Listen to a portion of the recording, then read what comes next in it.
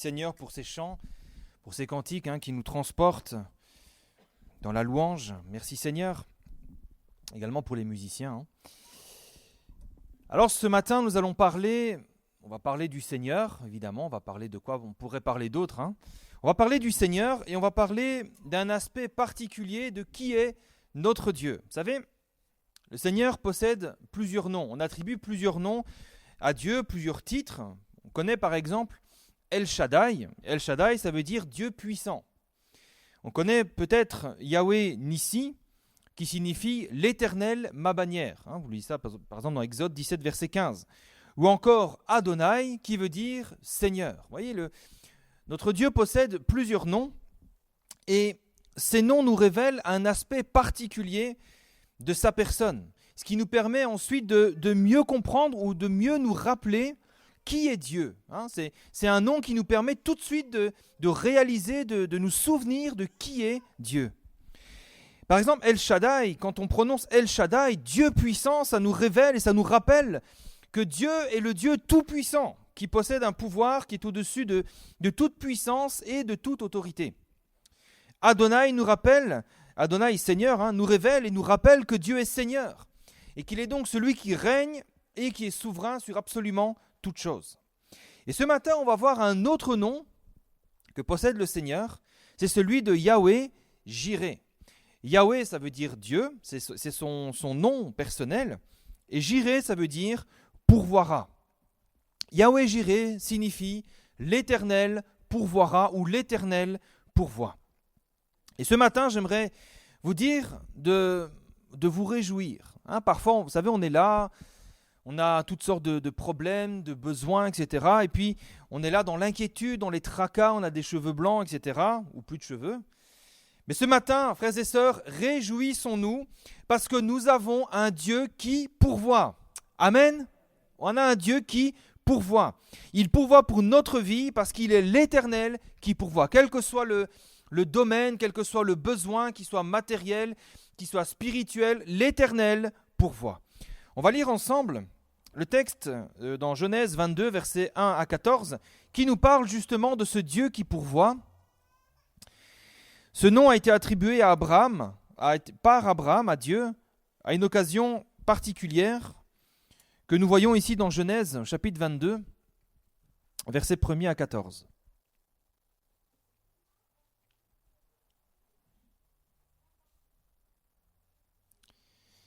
Il est dit donc dans Genèse 22, chapitre 1 à 14, après ces choses, Dieu mit Abraham à l'épreuve, et il lui dit, « Abraham » et il répondit, « Me voici. » Dieu dit, « Prends ton fils, ton unique, celui que tu aimes, Isaac, va-t'en au pays de Morija, et là, offre-le en holocauste sur l'une des montagnes que je te dirai. » Abraham se leva de bon matin, sella son âne, et prit avec lui 2 serviteurs et son fils Isaac. Il fendit du bois pour l'holocauste, et partit pour aller au lieu que Dieu lui avait dit. Le 3e jour, Abraham, levant les yeux, vit le lieu de loin.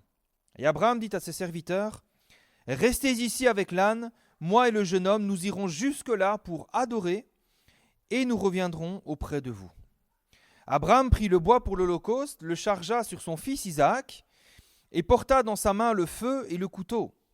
Et ils marchèrent tous deux ensemble. Alors Isaac, parlant à Abraham, son père, dit « Mon père » et il répondit « Me voici, mon fils. » Isaac reprit « Voici le feu et le bois, mais où est l'agneau pour l'holocauste » Et Abraham répondit « Mon fils, Dieu se pourvoira lui-même de l'agneau pour l'holocauste. » Et ils marchèrent tous deux ensemble. Lorsqu'ils furent arrivés au lieu que Dieu lui avait dit, Abraham y éleva un autel et rangea le bois. Il lia son fils Isaac et le mit sur l'autel par-dessus le bois. Puis Abraham étendit la main, prit le couteau pour égorger son fils. Alors l'ange de l'Éternel l'appela des cieux et dit « Abraham, Abraham !» Et il répondit « Me voici !» L'ange dit « N'avance pas ta main sur l'enfant et ne lui fais rien, car je sais maintenant que tu crains Dieu et que tu ne m'as pas refusé ton fils, ton unique. » Abraham leva les yeux et vit derrière lui un bélier retenu dans un buisson par les cornes. Et Abraham alla prendre le bélier et l'offrit en holocauste et à la place de son fils. Abraham donna à ce lieu le nom de Yahweh Jireh, C'est pourquoi l'on dit aujourd'hui, à la montagne de l'Éternel, il sera pourvu. Amen. On va voir ce matin ce que signifie ce nom pour nous aujourd'hui. Ce qu'il nous apprend sur la personne de Dieu et en quoi Dieu est-il en mesure de pouvoir pour ma vie. La première chose que nous allons faire, c'est bien comprendre à quelle occasion Abraham a donné ce nom à Dieu, le contexte. Et dans le texte que nous venons de lire, on voit ici que Dieu demande un sacrifice. Dieu exige un sacrifice et ce n'est pas une chose inhabituelle pour l'époque parce que depuis Abel, on offre des sacrifices d'animaux à Dieu, des sacrifices sanglants. Et ces sacrifices étaient généralement faits pour le pardon des péchés. La plupart du temps, c'était pour le pardon de nos péchés ou des péchés du peuple, ou encore par reconnaissance envers Dieu, ou encore par adoration. Et ici, donc, on voit, Dieu demande à Abraham d'offrir un sacrifice, mais pas n'importe lequel, Isaac. Pour rappel, Isaac, c'est le fruit de la promesse que Dieu a faite à Abraham. Abraham était trop vieux pour avoir des enfants, Sarah était stérile, Dieu leur offre un enfant miraculeusement, et c'est l'enfant de la promesse. C'est-à-dire que de ce fils naîtra une postérité aussi nombreuse que les étoiles. Et voilà que Dieu demande à Abraham de sacrifier Isaac. Et aussi étrange que cela puisse paraître, Abraham ne discute pas et il obéit. Donc il monte sur la montagne avec son fils et au moment de passer à l'acte, au moment de le sacrifier, eh bien l'ange de l'Éternel intervient, il empêche Abraham de s'exécuter, de toucher à la vie d'Isaac. Et à la place d'Isaac, Dieu offre un bélier pour le sacrifice. Et c'est donc suite à cela qu'Abraham va appeler Dieu Yahweh Jireh, c'est-à-dire l'Éternel pourvoira ou l'Éternel a pourvu, parce que Dieu a lui-même pourvu au sacrifice qui était demandé. Alors aujourd'hui, vous savez, l'Ancien Testament, la Bible nous dit que c'est l'ombre des choses à venir, comme on a vu au sujet de la prophétie. Et ce récit, aujourd'hui, prend une dimension peut-être toute particulière, puisqu'aujourd'hui, nous savons que l'accomplissement de ces choses se trouve en Christ. Et ce récit nous rappelle finalement ce que Dieu a fait avec Jésus. C'est-à-dire que, vous savez, Dieu n'a pas retenu son Fils de la mort, mais Dieu a sacrifié Jésus. Et en le sacrifiant à notre place, Dieu a pourvu aux plus grands besoins de toute l'humanité, c'est-à-dire le pardon de nos péchés, le salut et la vie éternelle. Alléluia! En Jésus, Dieu a pourvu aux plus grands besoins de l'humanité. Vous savez, sans le pardon des péchés, l'humanité court à sa perte. L'humanité court tout droit en enfer. Mais à cause de Jésus, à cause de ce sacrifice, Dieu a pourvu à notre plus grand besoin. On va expliquer ça courtement. Vous savez, le pardon des péchés ne peut se faire qu'à travers un sacrifice sanglant. C'est l'échange, si vous voulez. En échange de nos péchés, il ne peut y avoir qu'un sacrifice sanglant. Dans Hébreux chapitre 9, verset 22, d'ailleurs c'est l'épître aux Hébreux qui nous permet de comprendre tout cela, il est dit « Presque tout d'après la loi est purifié avec du sang, et sans effusion de sang, il n'y a pas de pardon. » Le pardon de nos péchés ne peut se faire qu'après effusion de sang. Et c'est pour cela qu'à l'époque, les Juifs faisaient des sacrifices d'animaux tous les ans. Tous les ans, il y avait ce jour de l'expiation où, à travers un sacrifice sanglant d'animaux, on expiait les péchés du peuple. Et c'est bien ça le problème, c'est que ces sacrifices devaient se renouveler tous les ans, parce que ces sacrifices ne permettaient pas de purifier totalement le peuple de ses péchés. Et c'est pour ça donc qu'ils devaient répéter l'opération chaque année. Et toujours dans l'Épître aux Hébreux, chapitre 10, verset 4, nous révèle justement la raison. Il est dit « Il est impossible que le sang des taureaux et des boucs ôte les péchés. » C'est-à-dire qu'à l'époque, les péchés étaient couverts, mais ils n'étaient pas ôtés. C'est-à-dire que les péchés, ils demeuraient dans le cœur, les péchés étaient toujours présents. Ils étaient cachés, la colère de Dieu était apaisée pour un temps, mais les péchés étaient toujours là. Et c'est là justement que pour nous aujourd'hui, ce nom, Yahweh Jireh, intervient d'une manière puissante.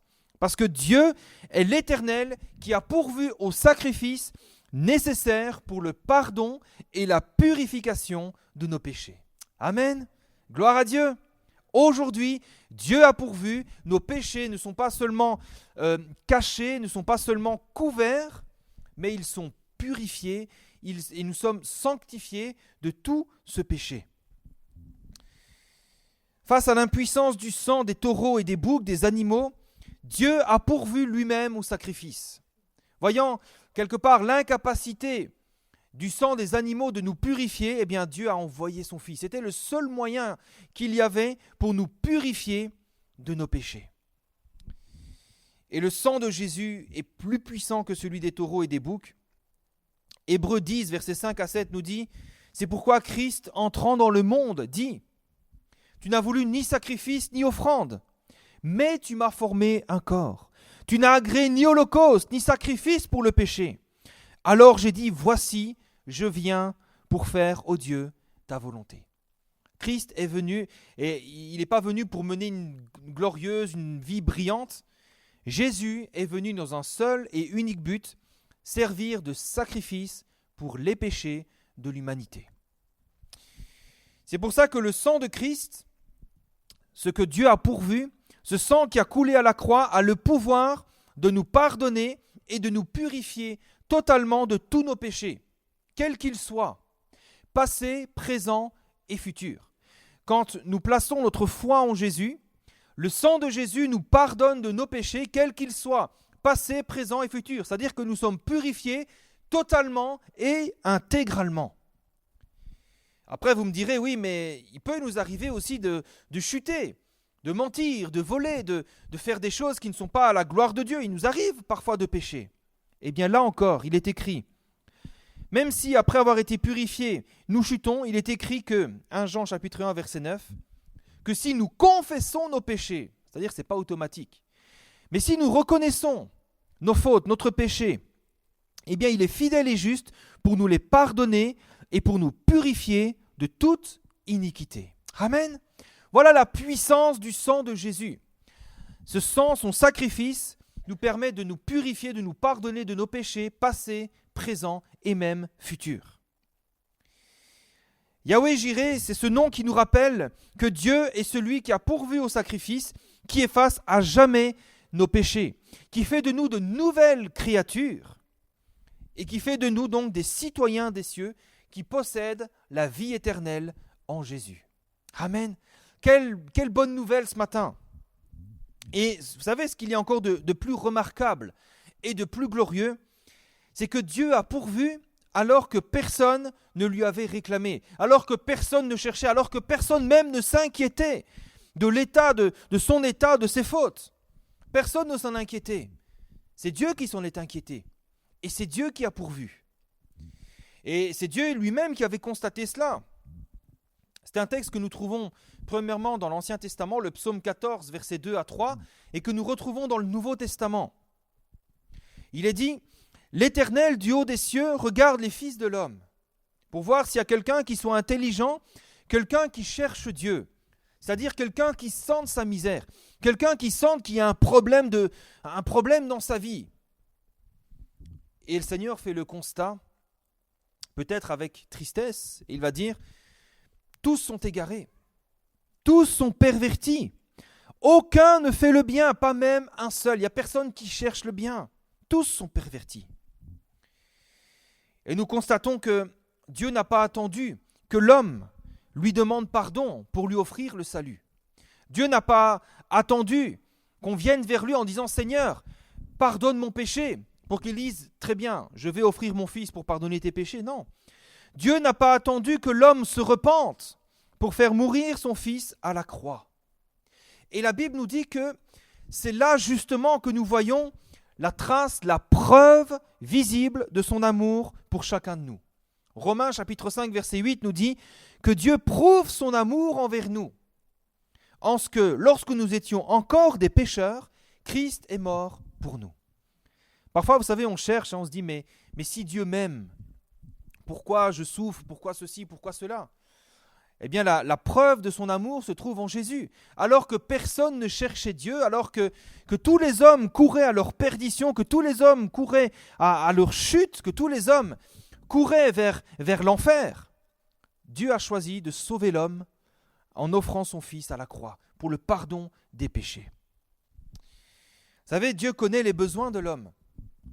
Et son plus grand besoin, c'est ce besoin de salut, le pardon des péchés. Et dans son immense amour, Dieu y a répondu et Dieu y a pourvu. Voilà ce que ce nom nous rappelle, Yahweh Jireh. Voilà quelle est la puissance de ce nom pour nos vies aujourd'hui. Yahweh Jireh, c'est ce nom par lequel nous sommes sauvés parce que Dieu a lui-même pourvu au sacrifice. Amen. Gloire à Dieu. Dieu a pourvu lui-même au sacrifice et c'est ce nom par lequel nous sommes sauvés. Acte 4,12 nous le rappelle, il n'y a de salut en aucun autre, car il n'y a sous le ciel aucun autre nom qui ait été donné parmi les hommes par lequel nous devions être sauvés. Gloire à Dieu.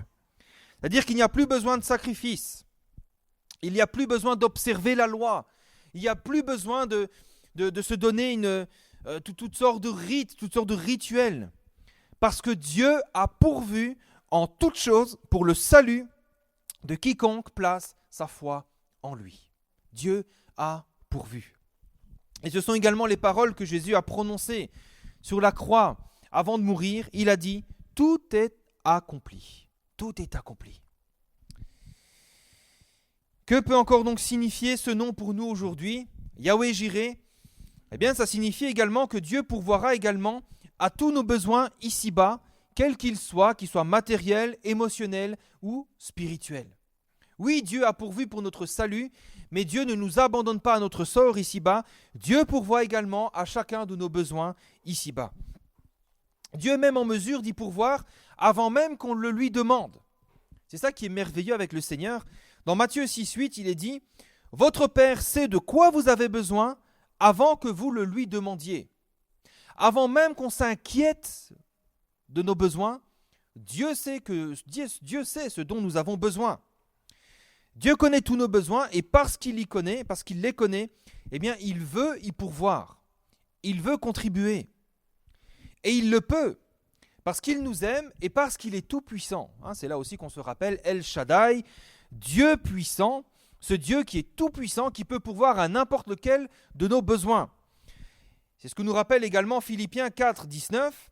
« Mon Dieu pourvoira à tous vos besoins selon sa richesse, avec gloire et en Jésus-Christ. » C'est toujours en Jésus-Christ. Et nous pouvons dire donc qu'en Jésus, tous nos besoins sont comblés. Tous nos besoins sont comblés. Voilà encore un autre sujet de joie. Et j'aimerais peut-être vous dire ce matin, frères et sœurs, dans le Seigneur, nous n'avons que des sujets de joie. Il n'y a que des sujets de joie. C'est pour ça que la Bible nous dit que quand on tourne les regards vers lui, on est rayonnant de joie. De quoi pouvons-nous nous plaindre ? Nos noms sont inscrits dans le livre de vie. Nous sommes vivants pour l'éternité. La mort n'a plus aucun pouvoir sur nous. Et ici-bas, Dieu se charge de combler chacun de nos besoins. Pourquoi s'inquiéter ? Pourquoi se faire du souci ? Pourquoi se préoccuper des choses d'ici-bas ? Dieu a pourvu. Alors pourquoi parfois on a l'impression que Dieu n'agit pas dans nos vies ? Pourquoi parfois on se dit mais pourquoi est-ce que je suis encore dans le besoin ? Pourquoi ? Eh bien, une des raisons, c'est que peut-être, je ne dis pas que c'est le cas pour tout le monde, mais c'est peut-être qu'on ne lui fait pas suffisamment confiance. C'est-à-dire que parfois, peut-être, en lieu d'espérer en Dieu, ce Dieu qui a pourvu, qui pourvoira encore, parce qu'il est fidèle, eh bien, parfois, nous sommes trop fixés et focalisés sur nos problèmes, sur nos besoins. En lieu que ce soit la personne de Dieu qui soit le centre de nos vies, ce sont nos problèmes qui deviennent le centre de nos vies. On se lève avec nos problèmes, on se couche avec nos problèmes, on mange avec nos problèmes. Quand on prie, on ne fait que penser à nos problèmes. Quand on est avec nos enfants, on ne fait que penser à nos problèmes. Quand on passe, même quand on regarde la télé, on repense à nos problèmes. Toute notre vie est centrée sur nos problèmes. Et peut-être que nos problèmes deviennent une idole. Vous savez, le centre de nos vies, ça ne doit pas être nos problèmes, ça doit être le Seigneur. Amen. Et finalement, vous savez, à force de ne regarder que nos problèmes, on finit par ne voir rien d'autre que nos problèmes. Et ça engendre toutes sortes d'angoisses, d'inquiétudes, et une attitude qui finalement va nous éloigner de la personne de Dieu. C'est pour ça, frères et sœurs, que nous devons sortir de l'inquiétude, nous devons sortir des tracas, de nos problèmes, en faisant confiance au Seigneur. Il possède ce nom qui nous a été donné, Yahweh Jireh, le Dieu qui pourvoit, quels que soient les besoins, quelle que soit la situation. Tu peux lui faire confiance, car l'Éternel pourvoira. Vous savez, on peut se dire, oui, mais est-ce que vraiment Dieu va le faire ? La Bible nous dit dans Hébreux chapitre 13, verset 8, « Jésus-Christ est le même, hier, aujourd'hui et éternellement. » C'est un Dieu qui ne change pas. Le caractère immuable de Dieu. C'est un Dieu qui ne peut pas changer. Ce qui doit peut-être changer dans nos vies, c'est notre regard sur la situation. C'est ça qui doit changer, parce que Dieu, lui, ne change pas. Il est fidèle et il pourvoit. Ce qui doit peut-être changer, c'est notre regard sur la situation. Arrêtez peut-être de dire « Oh, que mon problème est grand !» Je me souviens, il y a une sœur à qui je parlais, bon, pas ici, mais à qui je parlais, elle dit « Ah, mon combat est difficile. Oh, que mon combat est difficile, que mes problèmes sont grands. » Et peut-être qu'en lieu de confesser sans arrêt que mon problème est grand, peut-être confesser que mon Dieu est grand. C'est mon Dieu qui pourvoira. C'est mon Dieu qui se chargera lui-même de pourvoir à mes besoins. Vous vous rappelez quand on a prêché la dernière fois, comme le petit enfant qui est au supermarché avec ses parents, et puis il angoisse parce qu'il est à la caisse et que, en fait, il n'a pas de quoi payer. Alors que ce n'est pas sa responsabilité. C'est ses parents qui payent. C'est ses parents qui se chargent de tout ça. Eh bien, soyons dans la foi comme des petits-enfants. C'est Dieu qui pourvoira. Ce n'est pas mon problème, c'est le problème de Dieu. Il a dit, je pourvoirai. Eh bien, Seigneur, je te fais confiance, tu pourvoiras. L'Éternel pourvoit chacun de nos besoins. Alors, ne soyons pas dans l'angoisse, dans la peur. Ne promenons plus des regards inquiets, frères et sœurs. Ayons foi en Dieu. Ne perdons pas courage. Gardons les yeux fixés sur celui qui s'appelle « Je pourvois » et persévérons dans la foi en son nom. Vous savez, nous avons besoin de persévérer dans la foi. Nous avons besoin de tenir bon, de ne pas céder à la panique, à l'angoisse et de garder cette espérance et de dire « Mais oui, l'Éternel pourvoira ». Et la persévérance est essentielle dans la foi, dans cette démarche de foi. Pourquoi ? Parce que j'aimerais juste rappeler une chose. Si Dieu est en mesure de pourvoir maintenant, Dieu n'est pas non plus obligé de pourvoir maintenant. Dieu pourvoit, mais Dieu pourvoit aussi en son temps. C'est-à-dire au temps qu'il a fixé d'avance, au moment voulu, au moment propice.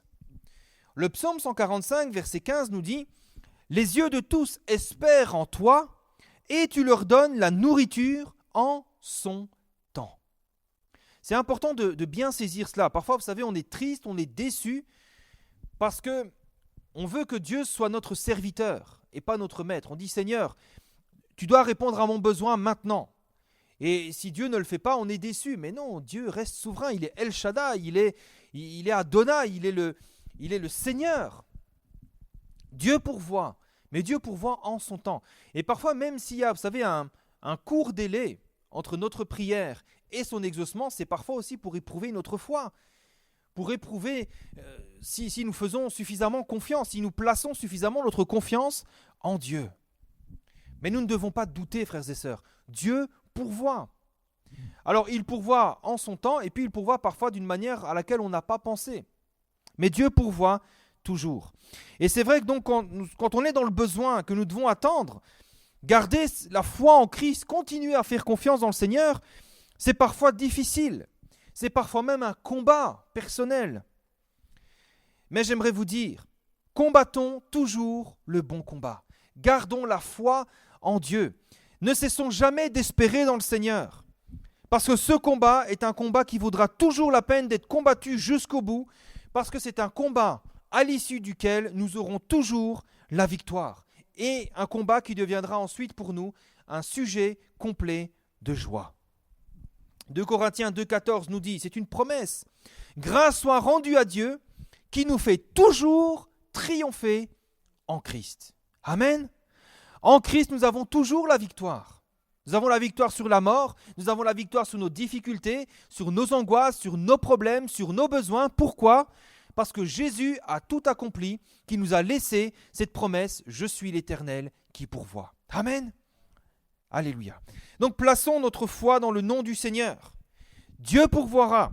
Et c'est pour ça que tu peux déjà confesser la victoire. Si Dieu a dit je pourvoirai, tu peux être certain que Dieu pourvoira. Parce que c'est son nom. Et il ne peut pas se renier lui-même. C'est important de le comprendre. Les hommes se renient. Les hommes font des promesses qu'ils ne tiennent pas.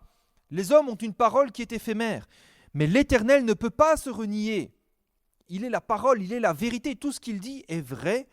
C'est son nom, je pourvois, l'Éternel qui pourvoit. Donc place ta foi dans le Seigneur et l'Éternel, tu le verras, il pourvoira pour ta vie.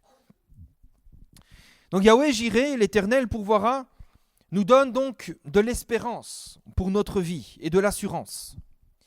Mais avec cela, il y a également une mise en garde. Vous savez, quand on prêche la parole, on doit prêcher la parole dans son intégralité, pour qu'il y ait un équilibre dans la connaissance que nous avons. Et certains arrêtent les messages là, en disant l'Éternel pourvoit, gloire à Dieu. Et après, parfois, ça peut nous amener à prier, malheureusement, un peu n'importe comment. Alors, il faut une mise en garde. Nous devons nous garder de n'espérer en Dieu que pour cette vie-ci. Parce qu'on peut tomber aussi dans un autre travers. Oui, l'Éternel pourvoit, alors on prie pour tout et n'importe quoi. Frères et sœurs, nous l'avons lu. Dieu nous fait toujours triompher en Christ. Dieu pourvoit à nos besoins en Christ. Ça veut dire, et souvent il y a ce rappel en Christ. Nous sommes bénis de toute bénédiction spirituelle en Christ. En Christ, pourquoi ? Parce que nous devons nous rappeler et ne jamais perdre de vue ce pourquoi Christ est mort. Quel était le sens de sa crucifixion, le sens de sa mort et de sa résurrection ? Et j'aimerais vous dire, Christ n'est pas mort à la croix pour nous offrir une plus grosse voiture que celle de notre voisin. Christ n'est pas mort pour simplement nous donner le permis de conduire et nous faire réussir nos études. Christ n'est pas mort que pour ça. Si c'est de ça dont tu as besoin, tu as plus besoin du génie de la lampe d'Aladin que de Jésus. Bon, je suis volontairement un peu provocateur, mais c'est pour nous permettre de mettre les choses en perspective. C'est ce que nous dit 1 Corinthiens 15, 19. Si c'est dans cette vie-ci seulement que nous espérons en Christ, nous sommes les plus malheureux de tous les hommes. Vous savez, nous ne devons pas oublier que Dieu ne nous a pas sauvés juste pour nous offrir une vie confortable. Ça, c'est l'évangile de la prospérité qui dit qu'un chrétien ne peut pas souffrir, un chrétien ne doit pas souffrir. Un chrétien doit vivre dans l'opulence. Parce que Dieu fait vivre toujours ses enfants dans l'opulence. Un chrétien qui est dans le besoin, c'est un chrétien qui n'a pas la foi. Ce n'est pas biblique. Ça, c'est une hérésie. Et c'est pour ça justement qu'il faut un équilibre dans ce que nous prêchons et dans ce que nous croyons de la parole de Dieu. L'objectif de Dieu, ce n'est pas de nous faire prospérer ici-bas. Ça, c'est charnel, c'est une ambition charnelle. Ça ne vient pas de Dieu, ça, c'est charnel. L'objectif de Dieu est bien plus élevé que cela. Dieu vise notre perfection spirituelle, que nous soyons à l'image de Jésus, que nous atteignions la stature parfaite de Christ. Et ça a toujours été le cas, ça a toujours été le but de Dieu. Déjà dans Lévitique chapitre 19 verset 2, il est dit « Soyez saints, car je suis saint, moi l'Éternel, votre Dieu. » L'ambition du Seigneur, c'est que nous soyons saints comme Dieu est saint. Et si Christ est mort à la croix, c'est pour justement nous permettre de vivre cette vie de sainteté, de devenir saint comme Dieu est saint. D'ailleurs, quand il nous a sanctifiés, il nous a donné sa sainteté. C'est son sang pur qui nous a purifiés. Christ est mort à la croix, il a tout accompli, non pas pour nous offrir une vie tout confort, sans douleur, sans problème, mais avant tout pour nous permettre de vivre une vie qui soit en mesure de glorifier notre Dieu. C'est pour ça que la Bible nous dit le fruit de l'Esprit, ce que le Saint-Esprit va produire en nous. Ce n'est pas le succès, ce n'est pas d'aller dans des hôtels 5 étoiles, de faire des photos de nous dans des lieux prestigieux, non. C'est de nous permettre donc une vie qui soit en mesure de glorifier Dieu, une vie qui manifeste l'amour de Dieu. Et c'est pour ça que le fruit de l'Esprit, c'est quoi ? C'est l'amour, c'est la joie, c'est la paix, c'est la bonté, c'est la maîtrise de soi, C'est le caractère de Dieu. Et c'est ce que Dieu vise avant tout. C'est que le caractère de Dieu, cet amour, cette puissance, cette sainteté de Dieu se manifeste en nous et à travers nous. C'est ça le but glorieux de la vie chrétienne. Et si nous perdons ça de vue, on va être malheureux. On va être malheureux et c'est pour ça qu'on risque d'être même les plus malheureux. Parce que la vie chrétienne, pour y parvenir à ce but glorieux, Dieu utilise parfois des épreuves, des temps difficiles. Vous savez, Dieu répond à nos besoins d'ici-bas parce que c'est nécessaire. Mais Dieu veut répondre avant tout à nos besoins éternels, qui sont bien plus importants. C'est ce que Jésus dira. À quoi sert à un homme de gagner le monde s'il perd son âme? Et on voit des hommes qui courent après les choses du monde et qui ne se soucient pas de leur âme. Mais quand leur âme est reprise, qu'est-ce qu'ils font? Ils sont bien malheureux, ils font pitié, parce que là ils se disent, mince, mais qu'est-ce que j'ai fait? C'est ce que dira Jésus dans la parabole avec le riche et le pauvre Lazare. Et vous savez, si on perd cela de vue, la vie chrétienne perd un peu son intérêt. Parce que nos souffrances, nos afflictions ne produiront rien d'autre que de l'amertume, des plaintes.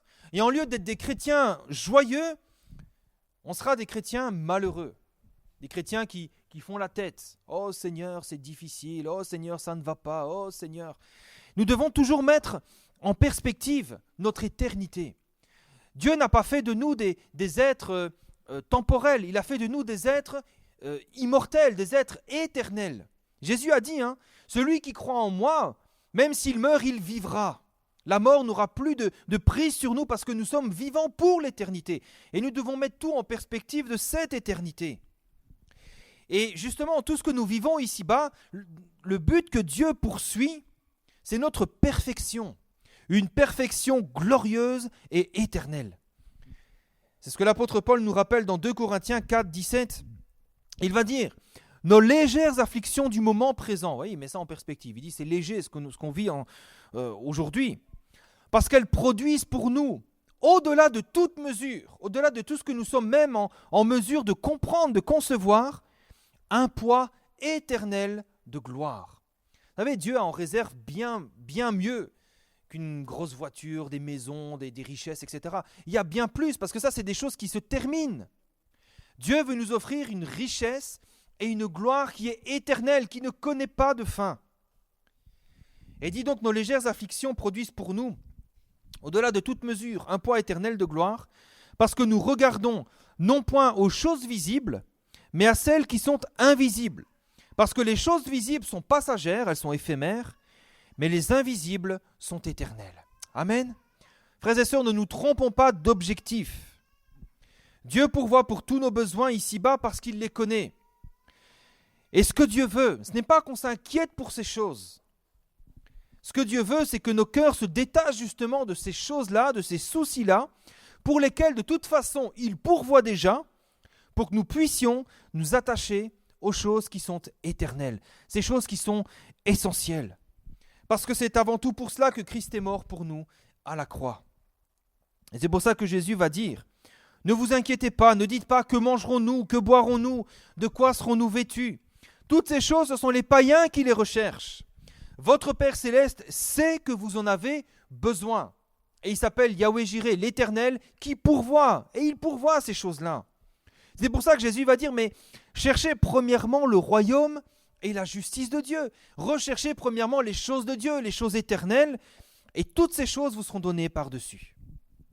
Vous savez, si nous nous attachons à Dieu et aux choses éternelles, si on s'attache à la sanctification, à l'obéissance, à la parole de Dieu, si nous persévérons dans la foi, dans l'amour, etc., Dieu pourvoit déjà d'office à tout le reste. Et alors nous connaîtrons la vraie joie, la vraie paix, le vrai sens de la vie chrétienne. C'est cette joie, cette paix qui ne dépendent pas des temps, des circonstances, mais qui dépendent uniquement du Dieu éternel, du Dieu tout-puissant, du Dieu qui ne change pas et du Dieu qui pourvoit. Et c'est comme ça alors que même au sein de nos épreuves, nous pourrons nous réjouir d'avance de la victoire. Et dire comme l'apôtre Paul dira, « J'estime que les souffrances du temps présent ne sauraient être comparées à la gloire à venir qui sera révélée pour nous. » Vous voyez, l'apôtre Paul, il avait les regards plongés dans l'éternité. Ils n'espéraient pas que pour les choses d'ici-bas. Ils ne s'attendaient pas à Dieu que pour les choses d'ici-bas, de dire mais j'aimerais de plus beaux vêtements, j'aimerais une plus belle maison. Non. Il dit j'estime que les souffrances du temps présent, ce que je vis de difficile, les calomnies, les épreuves, tous ces temps difficiles que je vis aujourd'hui, ne sauraient être comparés à la gloire à venir qui sera révélée pour nous. C'est pour ça que quand la gloire à venir viendra, quand nous entrerons dans la gloire, nos larmes sécheront. Il n'y aura plus de douleur, il n'y aura plus de souffrance. Et là, on se dira, mais pourquoi on s'est inquiété pour si peu? Alors ce nom Yahweh Jireh, c'est ce nom qui nous donne de l'espérance. Si Dieu pourvoit à tous nos besoins ici-bas, frères et sœurs, n'oublions jamais que Dieu a pourvu pour beaucoup plus que cela. Dieu a pourvu à notre espérance, une espérance glorieuse, une espérance éternelle et une espérance qu'on ne peut pas trouver ici-bas. Alors ne faisons pas l'erreur de réduire la provision de Dieu uniquement aux choses d'ici-bas, ou de réduire la puissance de Dieu que pour les choses d'ici-bas, parce que Dieu a tellement plus à nous offrir. N'oublions jamais que Dieu a pourvu parfaitement avant tout pour ce qui est éternel dans nos vies, ce que personne ne pourra jamais dérober ni détruire. Alors attachons nos cœurs aux choses éternelles, à Dieu, sa justice, aimer nos frères, aimer nos sœurs, à marcher dans la sanctification, dans l'intégrité, à servir Dieu, à investir notre temps et nos capacités dans les choses de Dieu, avec équilibre évidemment, pas au détriment du reste, etc. C'est pour ça que Jésus dira, ne vous amassez pas des trésors sur la terre, où la teigne et la rouille détruisent, et où les voleurs percent et dérobent. Mais amassez-vous des trésors dans le ciel, où la teigne et la rouille ne détruisent point, et où les voleurs ne percent ni ne dérobent. Car là où est ton trésor, là aussi sera ton cœur. Alors je termine avec ce texte d'Éphésiens chapitre 1, versets 18 à 19.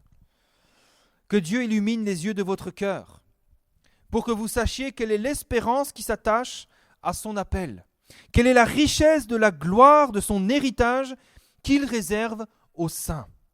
Et quelle est envers nous qui croyons l'infinie grandeur de sa puissance se manifestant avec efficacité par la vertu de sa force.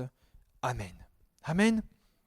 Dieu pourvoira, Dieu a déjà pourvu, il pourvoit aujourd'hui, il pourvoira encore demain, que le nom de notre Seigneur soit béni. Amen.